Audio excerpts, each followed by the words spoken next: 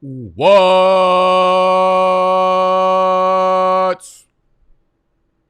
cracking, big dogs? Welcome, Bike, to the channel. Welcome, Bike, to the headquarters. My name is Nicholas. This is BDGE. Big Dogs Gotta Eat Fantasy Football. It is Saturday, which means it is Q&A. Q and Assault. Q&A Salt Saturday, where you guys are assaulting me with your questions. Negative, positive, fantasy, football, some other fantasies, whatever y'all got in your minds, feel free to yell at me. That is how we do every Saturday. We're going to start off with some training camp updates. If you want to be in the Q&A live with me asking thy questions, you have to be part of our Discord channel, our Discord server. I forget what they call it, whatever it is. To do so, you sign up at Patreon, patreon.com/BDGE. Once you're a Patreon, you get access to Discord, which gets you access to Big Dogs Leagues, which gets you access to my rankings, which gets you access to the headquarters. You can come and hang out here anytime you want. Just kidding. What's good? How we doing? How we living? So, some training camp updates we want to talk about. Deandre Swift. I'm going to officially put this on the record. I'm concerned. I am concerned. Your boy is concerned, and Deandre Swift is moving down my board. Never off my board. Never off the board. Down the board, though. He would have been an easy smash at the end of the fourth, early fifth round. Now, this leg injury has kept him out for nearly a fortnight. And I'm swiftly moving him down because he's missed a lot of practice time, and it's so crucial during the summer when you are a running back that's in a committee to separate yourself. Everything was going good. He had earned that pass-catching role, and I think it was this 2 weeks would have been the 2 weeks where Uncle Carry-On was in his brace, was slowly moving. His hips were unable to move like this and that way. The video I did a couple weeks ago where I tried to spin my chair and hit the fucking thing, that's what Carry-On does without actually having anything in the way. This would have been the time where Deandre Swift breaks out, goes into week one as the starter. Now, he's missed practice, and the reports are that he's going to have a slow start out of the gate, which I don't necessarily think of as a bad thing. I still think by week 5, he is the guy in that back. I actually think now, I think he was much more likely to come out as a big-time playmaker from the gate than Miles Sanders was last year, but now he's in a very similar situation to Miles Sanders from last year. I'm actually glad that this is probably going to move him down the board pretty significantly. So now Swift will probably move out of that like 4th, 5th round range and start to be a pick that you look towards in the 6th to 7th round range. And there, I'm back. You know what? He moved down my board, but he's still on my board. He is my board. He is the target that I will be looking at in that 6th, 7th round range.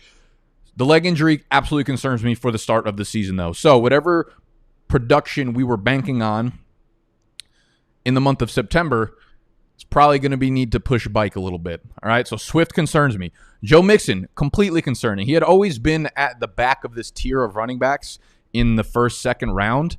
He had always been the last guy I really wanted to draft, and now we have these contract concerns, which apparently aren't really contract concerns. They're actually migraine concerns, and we all remember Percy Harvin.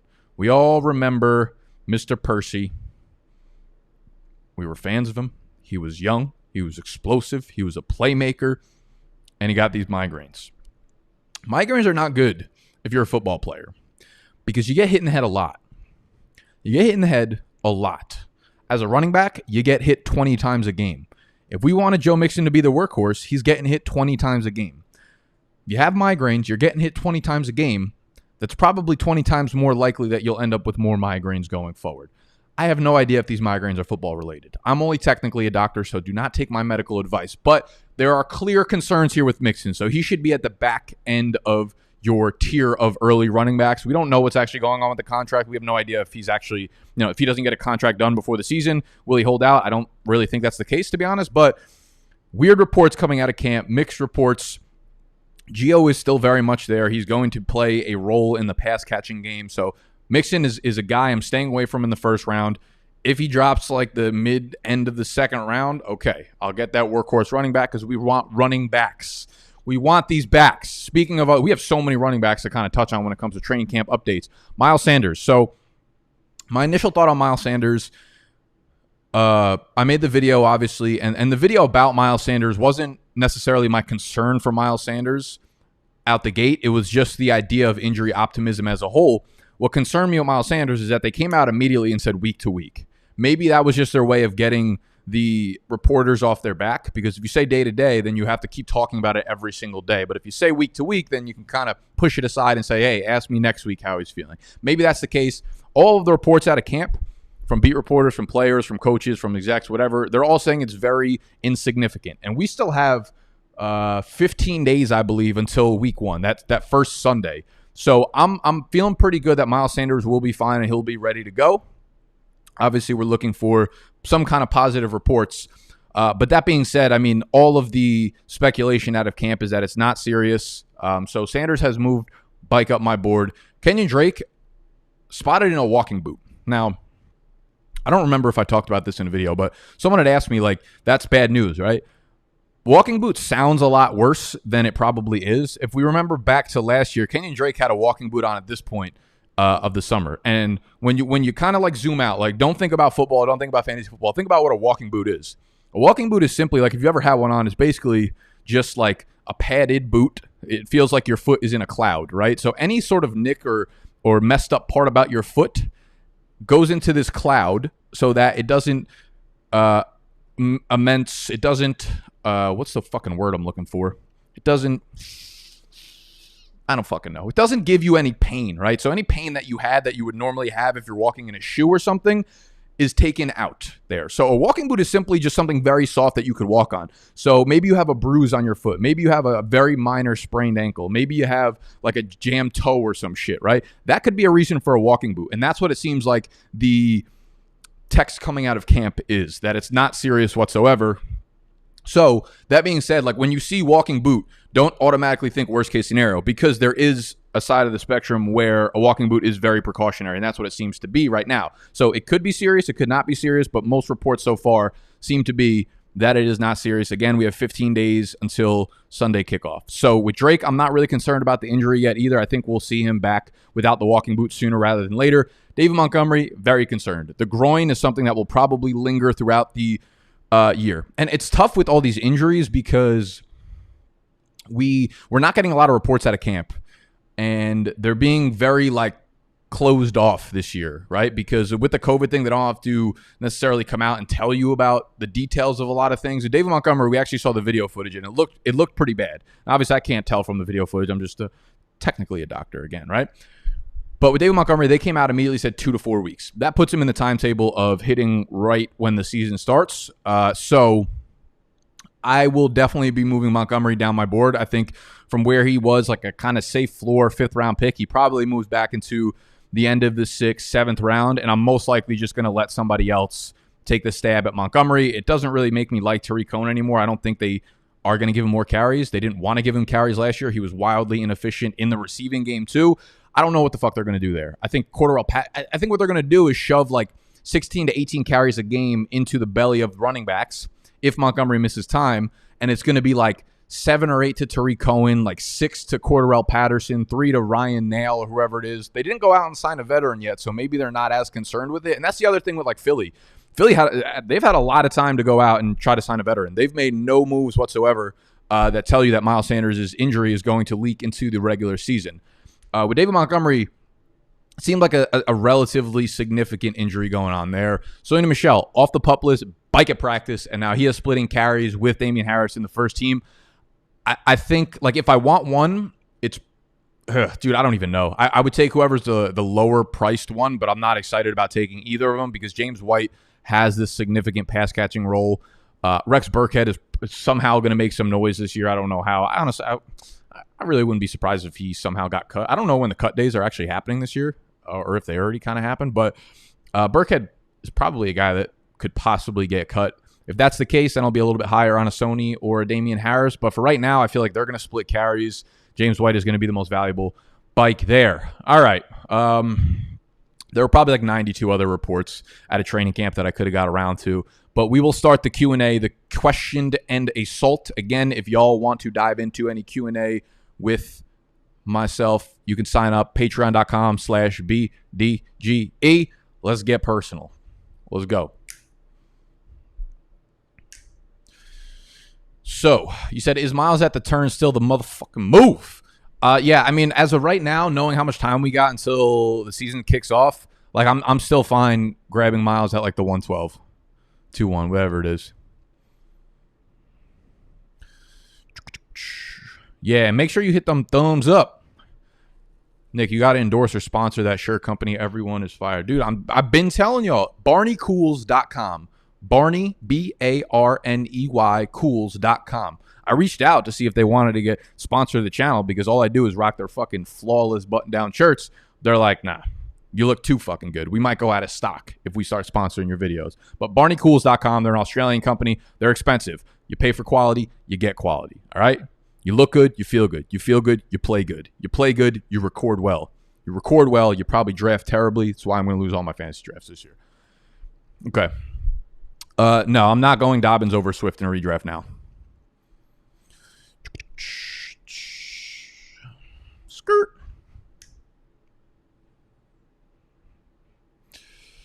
Kelsey or Andrews for long-term tight end premium dynasty? Jared, Mr. Peterson asks.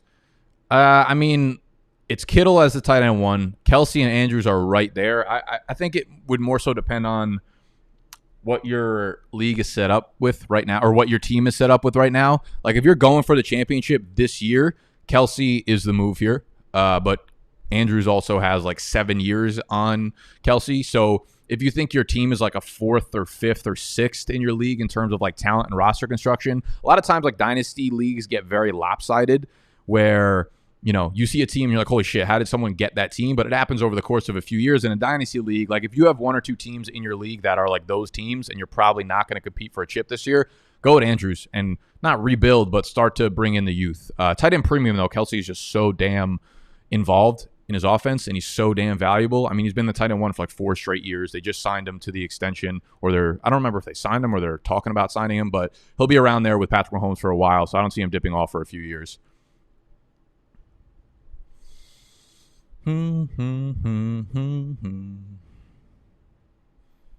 Let's see. Benny Snell over Anthony McFarland in redraft. Good reports out of camp for Benny. Yeah, so with the James Conner situation, it seems like Mike Tomlin has come out and said Benny Snell is like the next guy up in line for that running back 2 spot.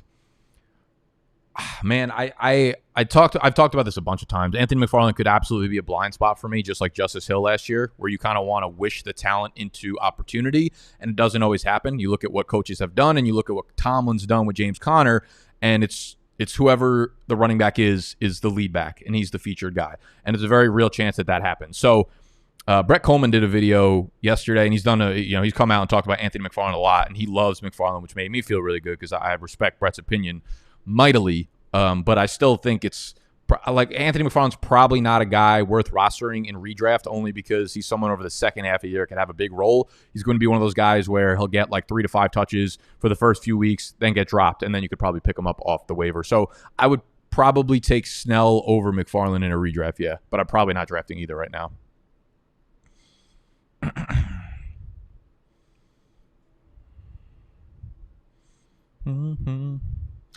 Dr. Moore said he's concerned by the boot a bit because most of the reasons he'd ever give one to a patient would be something serious, though. Yeah, I mean, listen, I love Dr. Morse and I respect his opinion, but what he would give someone a walking boot for is not the same as whatever they're doing in Arizona. Like I said before, Kenyon Drake had a walking boot on at this point in the summer last year. So this they could just know, like, in their head, listen, and I'm not saying this is the case. I'm just saying within the potential range of outcomes, I just don't want you guys to hear walking boot and immediately assume off the fucking board.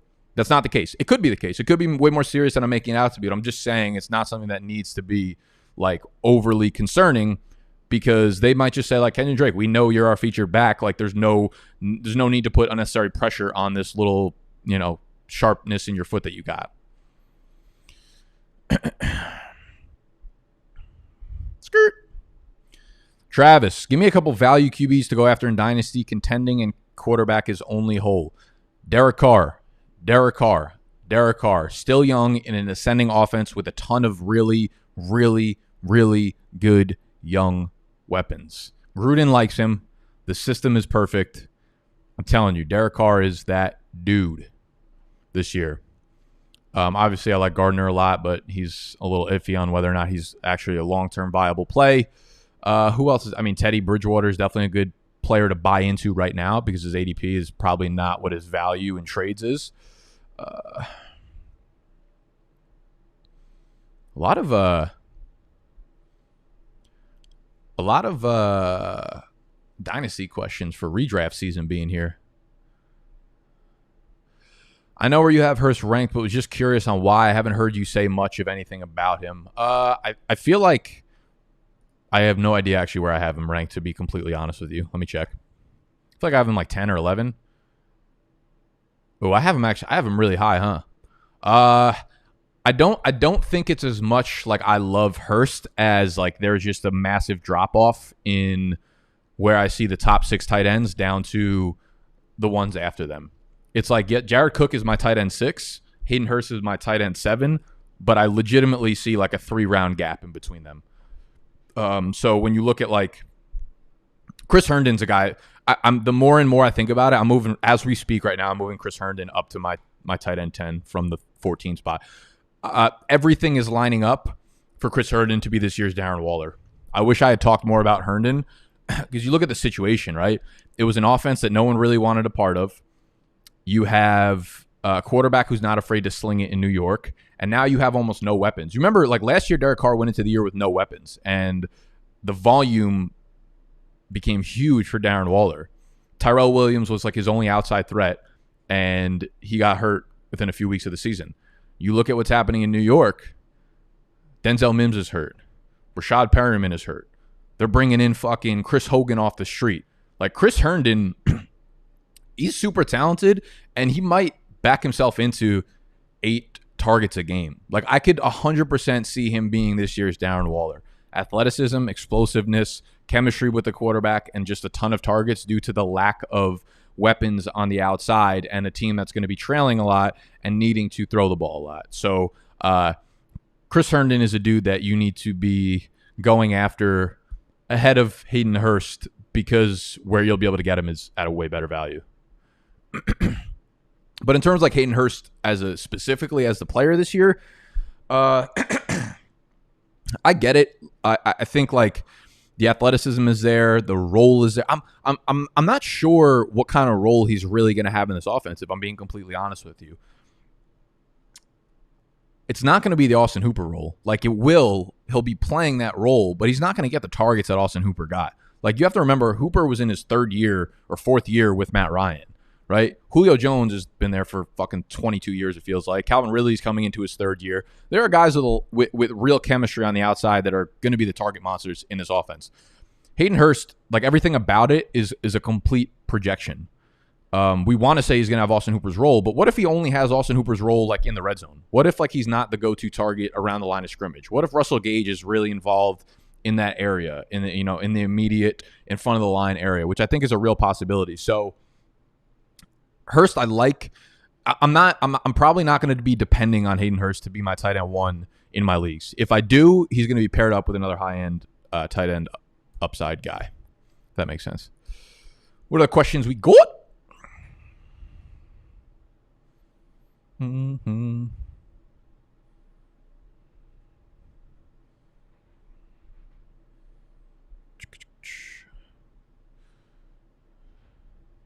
I took your advice trying to move from Bell. What do you think of this trade? Le'Veon Bell and John Ross for Kareem Hunt in 2022. Yes.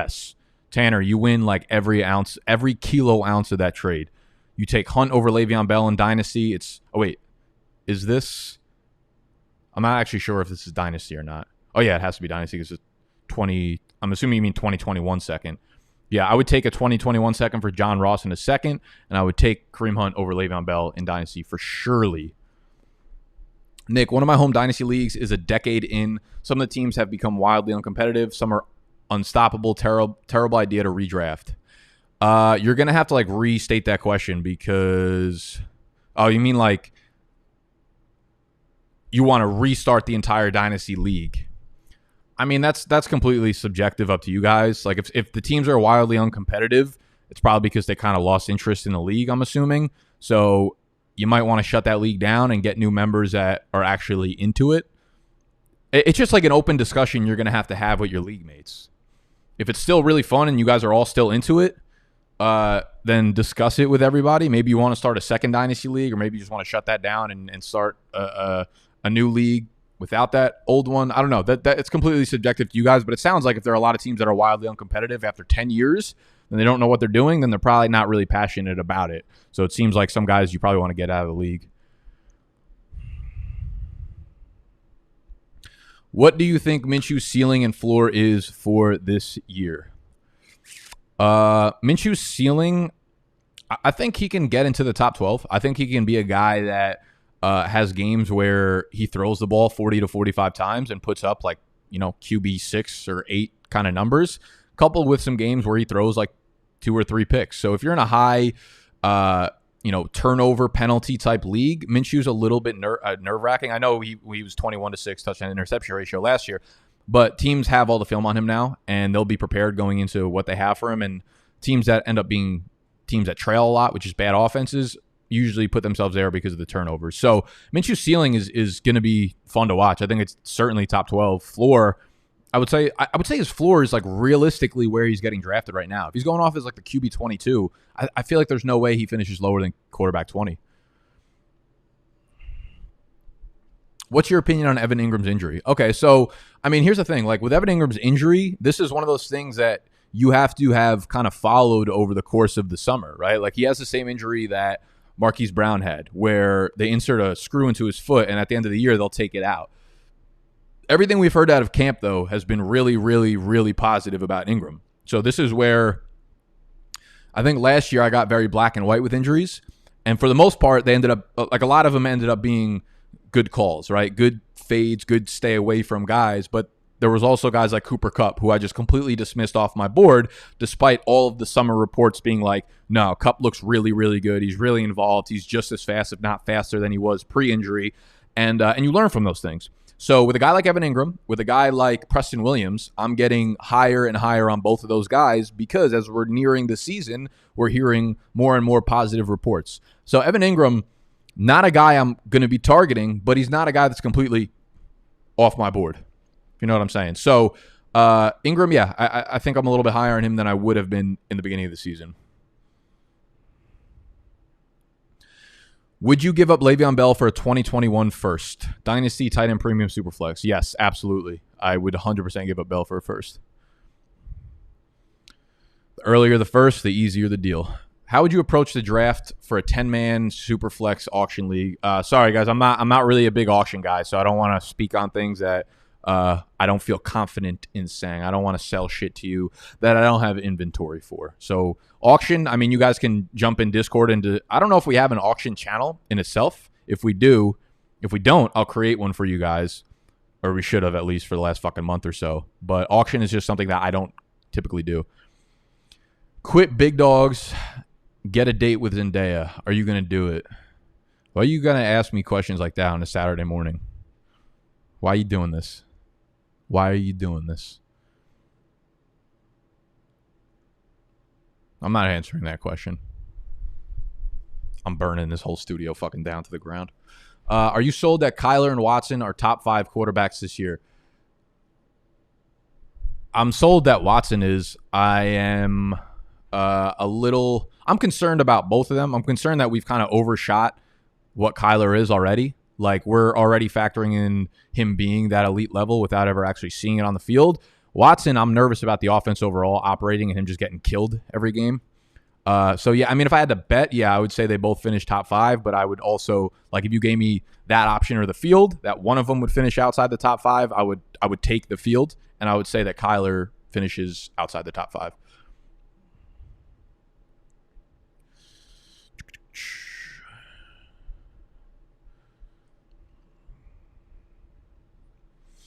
Got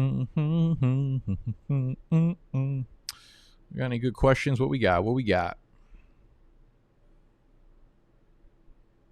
Opinions on Calvin Ridley for redraft.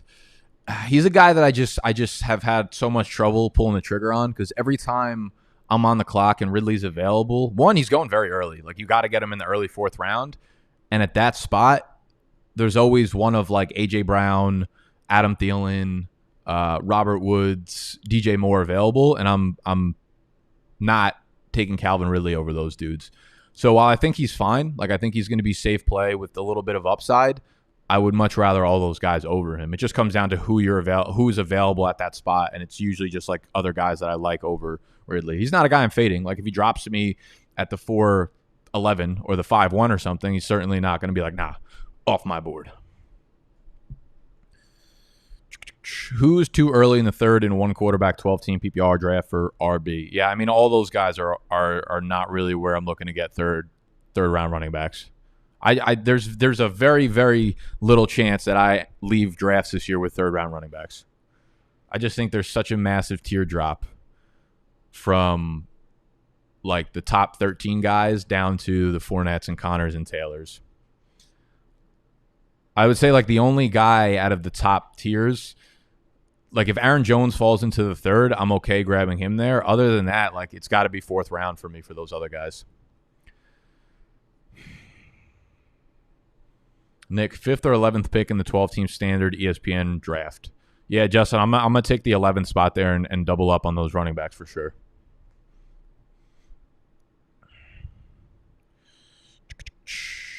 Devin was good. Traded Hurst and Gibson for Waller in Dynasty. What side do you like? I think it's a fair trade. I think it's fine for both teams. I would say if it's not tight end premium, I might side with the Hurst and Gibson trade, but I don't think it's like it's a huge win or loss either way. If it's tight end premium, then I really love the Waller side. No ceilings, not a fucking sky showing. Good afternoon, Mr. Scott. 14-person, half PPR, 1 flex, keeper league. Eckler in the 4th or DJ Moore in the 5th? Eckler in the 4th. Eckler in the 4th. Eckler in the 3rd. Eckler in the 2nd. Eckler every fucking time. 12-team, 1 quarterback, half PPR. Picking at the 12 spot. Is the 5-6 turn too early for Waller? No, I don't think it's too early. I think that's exactly where he'll go. Depending on how your team is, depending on who else is on the board, though, like I'm okay. I love Waller, but I'm also okay fading him to double stack like Herndon and Hawkinson in the 10th, 11th round. You know what I'm saying? Like if you're sitting on the board at the 5-6 turn and wouldn't it be the 5? Oh yeah, it would be 3-4. Yeah, it would be the 5-6. If I'm sitting there at the 5-6 turn and like one of those wide receivers are there, like it's like a Chark or Hollywood Brown and some guys like that and Cam Akers or something, I would take the skill position players over the tight ends if it's not premium, and then grab the Herndon Hawkinson stack at the end. What the fuck? Stop asking me Zendaya questions, y'all. I'm trying to be fucking happy here and be in a good mood. In your rankings, I see you're pretty low on Brees. Why is that? I'm just pretty low on fucking... Where do I have Brees? Is like the quarterback 11? I feel like it's not that low. I have him as 13. I just feel like they're an offense that's not really centered around the passing game. They want to get their running backs involved. They want to do really short, quick-hitting passes. So the guys ahead of them, like Stafford, I could see throwing the ball 100 more times than Drew Brees this year. Tom Brady, I could see... Tom Brady and Drew Brees are like very close. I could see Tampa Bay throwing the ball way more than New Orleans. Buffalo, obviously, you have Josh Allen running the ball a lot. So it's not that I don't like Brees. I just think, if all of them are mixed into the same category, I'm going to take the team that throws the ball a lot more.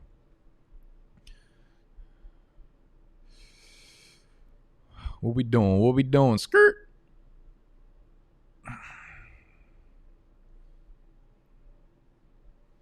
Holy shit. Missed a lot of questions. I'm going to try to run through these very quickly for you guys. Yo, Nick, what would you do in full PPR Dynasty if you have a win now team, Chark and Akers or Hopkins, Rojo, and Brian Hill? This is from Graham. Okay, so full PPR Dynasty, you have a win now team, Chark and Akers or Hopkins, Rojo, and Brian Hill.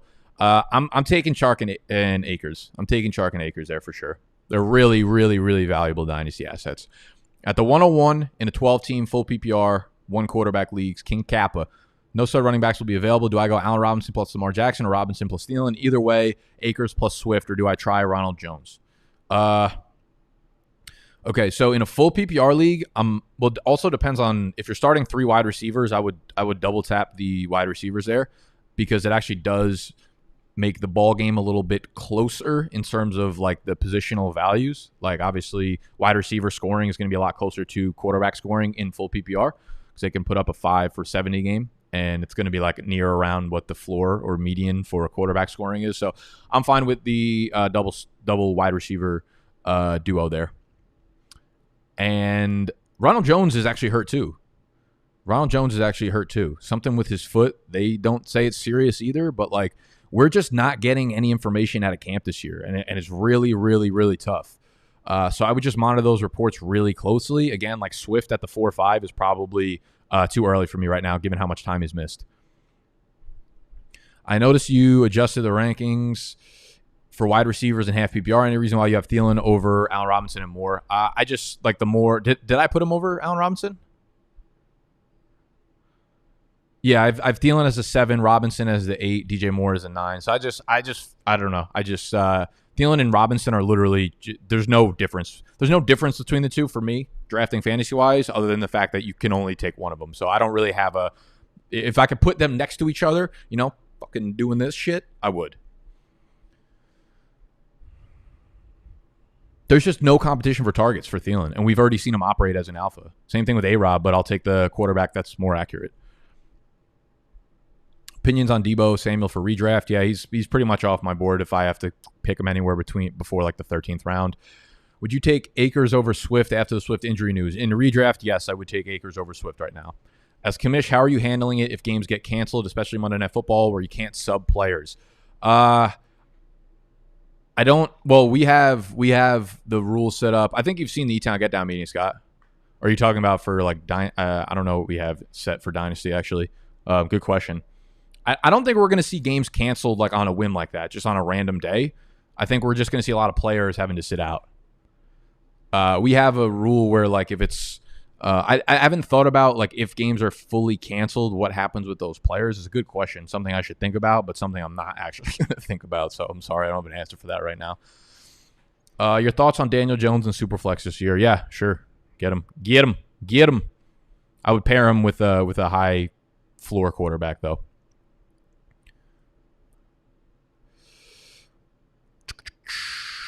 All right. Would you take JT as your RB2 with C-Mac as your RB1? It's a very open-ended question. It depends where you draft them.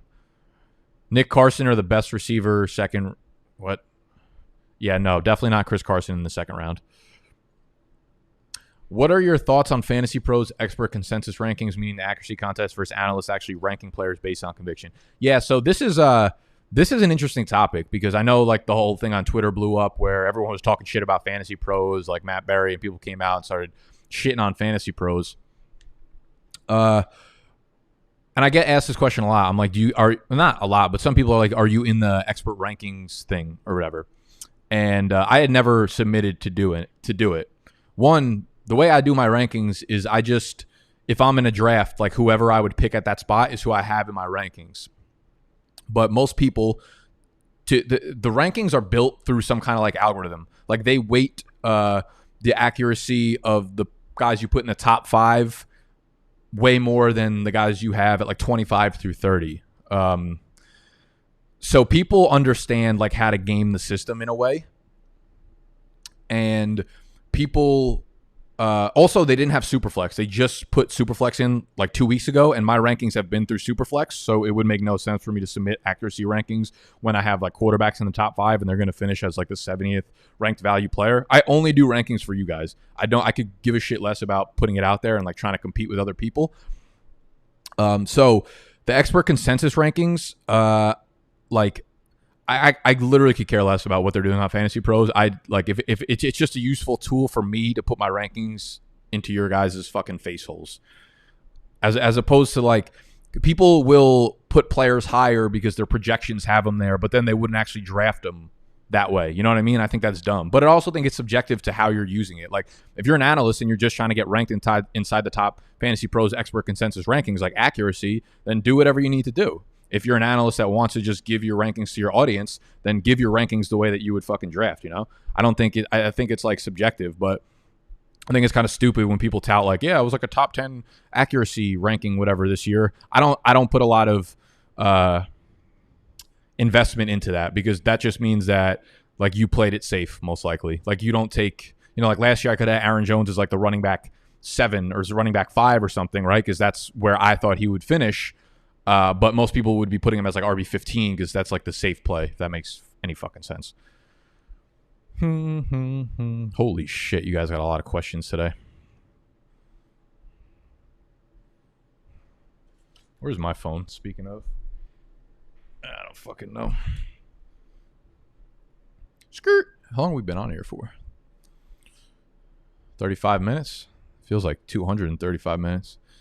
Okay, have to keep 2 guys in standard Yahoo Fantasy. In the actual top 50, I have Lamar Jackson, Mahomes, Kittle, Carson, Moore, Ridley, and I've been offered Julio for one of my quarterbacks. Which 2 do you keep? Yeah, so you definitely... Okay, so you take 2 of those guys. I'm assuming it's not a super flex league because you wouldn't have Lamar and Mahomes. So I would trade Mahomes for Julio. I'm going to keep Julio, and I'm going to, since it's a standard league, I'm going to keep Julio and Lamar Jackson there, JD.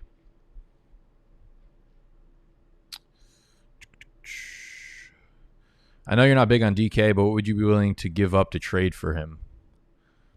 I probably need a lot more context than just that, Riley. Like, Dynasty, redraft, what's your team look like, PPR, standard, half PPR, you know, like what kind of assets do you have? I can't just like name random players because you probably don't have them on your team.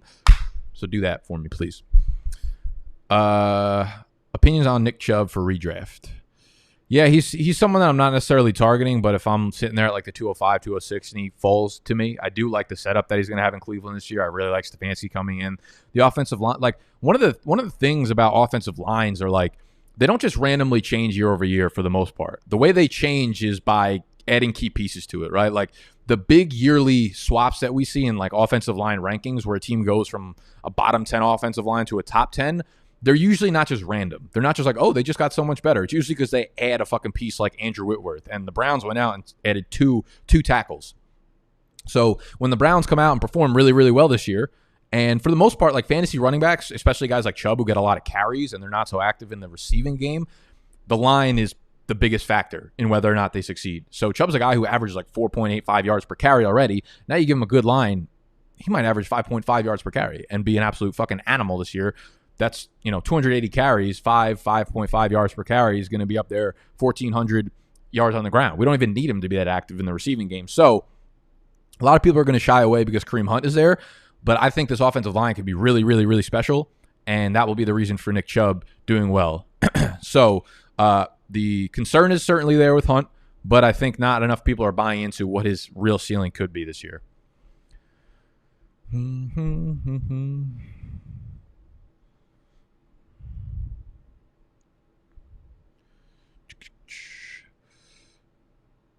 All right. What round would you take your first quarterback in a 10-team soup? I did a must-own quarterbacks video like last week that talked about strategy for like 20 minutes on quarterbacks. Probably be very helpful to you. But Superflex, like I'm fine waiting until like the mid tier, like 5th, 6th round to grab a quarterback, especially in a 10-team league. I think the smaller your league is, the less you need to worry about getting the higher end quarterbacks. In a half PPR Superflex 12-team league, which side are you taking of this trade? Ayuk and Eckler or Metcalf and Rojo? PPR Superflex 12-team league. Is this, guys, can you tell me if it's redraft or dynasty when you ask? I need details when you ask questions, guys, please. Yeah, just follow up with details. How do you feel about having Tom Brady as your quarterback 1 in Superflex? Yeah, I'm fine with it. I mean, he's my quarterback 9, so he fits into that quarterback 1 range for sure. That offense is going to be super efficient. I think Brady's going to be really, really good this year.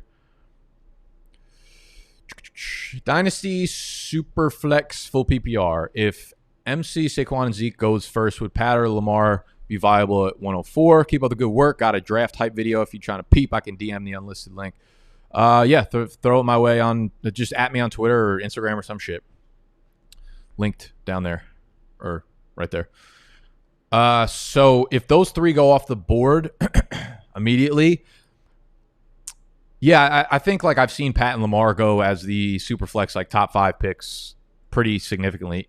Personally, though, if I'm at the 104, I'm trying to trade back. Grab like a second, a fourth, and a second. Well, see what you could squeeze out of your league mates because someone's going to love the thought of having Lamar or Patrick Mahomes.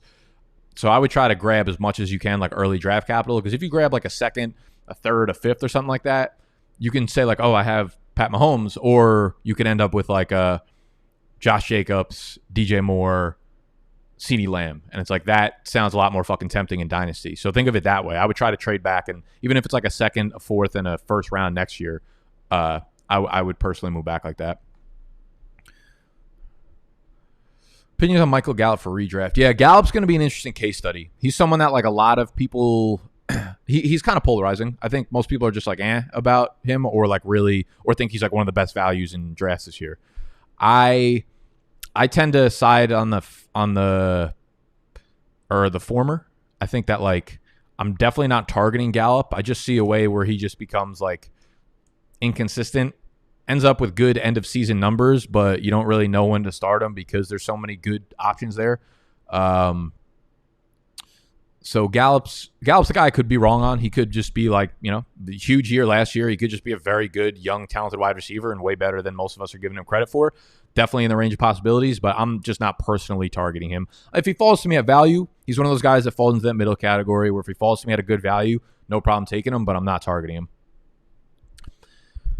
Devin Pratt, can I live with you? Fuck yeah. I've had people in and out of here living. I had a friend traveling. This girl lives in New York, but she lives with her grandparents. She came back from Denver a few weeks ago, and her grandparents are like, you're not, like, after you're done traveling, you can't come back here. Like, we can't take the risk of you having COVID and bring it back into our fucking apartment. She's like, Nick, I got a huge favor to ask. Like, can I live with you for the next week? I'm like, bet. Everybody's welcome. Everybody can live here. Doors open. I literally, when I moved in, I made 6 or 7 copies of keys, and I've just given them out to all my friends. It's probably not a good idea, but whatever. Is it better to do a lot of small stakes leagues or focus on a few high stakes leagues? I would definitely go with the former.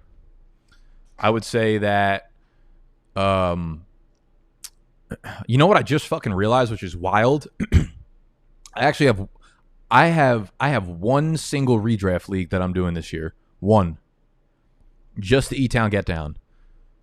So I think I'm going to join one of those Yahoo Pro leagues. So if you go on Yahoo, you could sign up for an actual paid league, and they do them in increment. They have like a 20, a 50, a 100, a 250, and a 500. And I want to do more than just one E-Town Get Down, redraft league. Yes, my shirt's tucked in, you bitch. So I'm going to join Yahoo Pro leagues. And I kind of want to do that only because every league I've been in for like the last 3 or 4 years has been in with people that like follow my shit.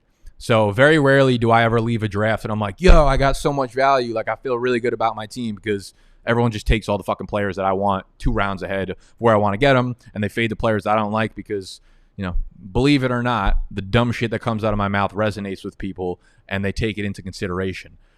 So my high stakes, I would definitely prefer high stakes leagues.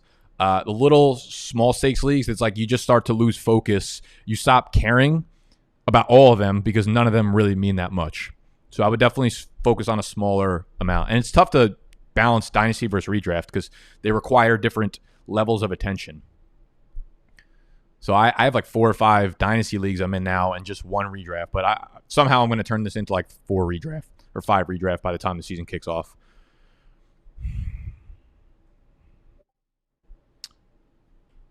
On Underdog, do you like a Minshew Chenault stack? Yes, I do, but I like a Minshew Chark stack way better. And I like a Derek Carr Hunter Renfrow stack the best. Nick, who am I double tapping at the 112 in PPR? 12-team Superflex, Mixon, Sanders, Drake, Chubb, Aaron Jones. Please pick 2. So Sanders for sure. Ooh, that is tough in a full PPR league. Man, this is some advice that I probably shouldn't say on the record, but I'm going to take the 2 injured guys right now in Sanders and Drake. If you want to play it safe, I'm completely fine with Chubb there. I'm really nervous about Joe Mixon. I've been nervous about Joe Mixon for like 5 months now, and it had nothing to do with the contract holdout. It had nothing to do with the injuries now, and now you just pile those on top of my initial concerns, and I'm just not really looking to take Mixon. So I would say Sanders is my 1, and then like Drake, Chubb are kind of back-to-back for me. Bite to motherfucking bite. Any concern for taking Jacobs in the first round of full PPR draft? Seems like they want to use other running backs in the passing game over him. I think we're thinking too much about Jacobs. I just think he's in an ascending offense with a great offensive line, and he's going to be used at a super, super high level. The only concern I really have for Jacobs is his shoulder. The dislocation rate on shoulders is pretty high. It's pretty significant, and we've still never seen him do the full workload over the course of the season without getting hurt. So my concerns are not in the PPR movement. I think he's a fine player, a fantastic fantasy player on a points per game basis. We just need him to be out there on the field for all the games. So, yeah, I'm fine with Jacobs in the first round. JJ Zachariason recently did a podcast where he said he was avoiding Jared Cook due to regression, being Brees. Yeah, like, see, that I think is where I have a problem with regression. When you start putting regression over situation, I think it's terrible analysis. But, of course, the addition of Sanders is going to make a little bit of an impact. But, like, you could say, like, Jared Cook had such a high touchdown rate, but he also led the NFL amongst tight ends in yards per reception and, like, deep targets and all these things that are valuable that are just part of the player he is. Like, he's a big, tall, fast receiver that makes plays with the ball in his hands. Of course, he's going to have a high yards per reception number. Of course, he's going to have good yak numbers. Of course, he's going to be a red zone target. And that's not going to change just because Brees' touchdown rate was high last year. So there needs to be a point of separation between regression and players being good at football and being in a good situation. Jared Cook's situation, there are no holes to poke in it, right? Like, we don't even know if Emmanuel Sanders is above Jared Cook in the pecking order. All we know is this. The Saints offense has been top 5 for the last 10 fucking years. Drew Brees, one of the most accurate quarterbacks of all time. Good offensive line. They're not going to need him to block. He's a red zone target. He's a downfield target. Like, everything you look for in a good fantasy tight end is what Jared Cook has on his resume for this year. So looking at regression when it comes to Jared Cook, I get it, but I think it's bad process.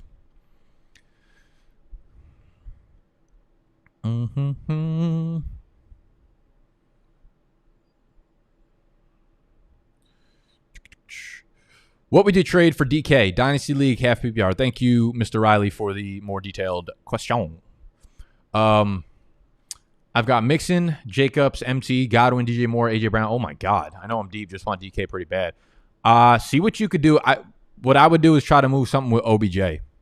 I would almost definitely move OBJ in that piece. I don't know how your league or whoever owns DK values him. A lot of times you can probably flip OBJ for DK straight up, which I'm not opposed to. See if the name brand of OBJ is still very much alive in your league, and see if you can do like OBJ for DK and either another piece or like a late second, early third round pick, something like that. In a Dynasty, half PPR, Superflex 12-team league, which side you taking of this trade? Brandon Ayuk and Eckler or Metcalf and Rojo? Okay, so half PPR, Superflex. You can give me the Ayuk and Eckler side. I love Metcalf, but I love Eckler a lot more. I think Eckler is just going to be a top 10 running back in fantasy for the next 3 years, and those are not easy to come by. So you can give me Eckler over Metcalf, and Rojo is just not a guy I want to. He's a guy I like for redraft this year. Don't get confused between the love for redraft running backs and dynasty. And Rojo's a guy who really might not even have a role.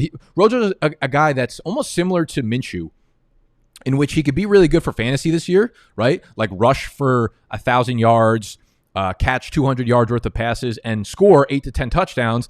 And then next year, his value could go right out the fucking door. Like, be good for fantasy and then not have a big role in the backfield next year. Like, Keyshawn Vaughn will be very much more involved next year than he will this year. They might go out and draft a running back in the first or second round next year. If they think that's the piece that they're one piece away from Tom Brady's last year team, pushing them over the edge like a Jonathan Taylor type back, like Najee Harris falls to them in the second round and they draft him, very much in the range of outcomes. So while I like Rojo for this year, he's definitely not like the answer to that backfield.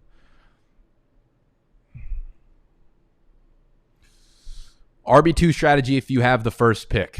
I would pray. I would bring some tissues to the draft. That's unfortunate. I would say like your best bet is trying to grab some of the rookie running backs.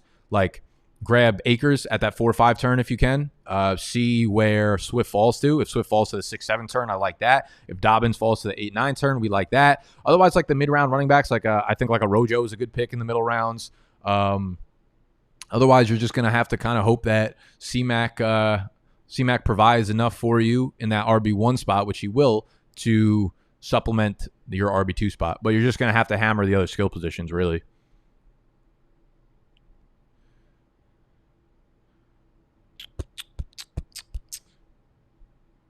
Skirt.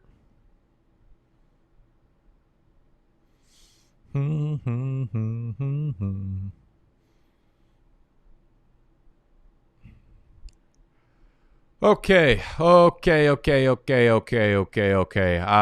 just like 30 questions that I didn't answer, and I apologize for not doing so. There was just a lot this week. I tried my best to do so in the 50 minutes that y'all looked at my face for, unfortunately. But that will be the end of these questions. As always, like, you guys can be posting in Discord, man. If you're watching the stream now, that means you're in Discord, and there are people active talking all the time. So, like, don't shy away from asking your questions in there, okay? So, that's all I got for y'all today. If you want to be in the next Patreon Q&A, this will go on throughout the season, by the way. Every Saturday, I will be getting on a Q&A live streams in to help you with your sit starts, your waiver wire, whatever the fuck you need. We got it here at the headquarters. All right. So patreon.com/BDGE. I got nothing but love for you guys. Enjoy the rest of your weekend. Hit that thumbs up button if you enjoyed. I don't care that the video's over. Keep your shirts tucked in for the remainder of the evening. And I'm out.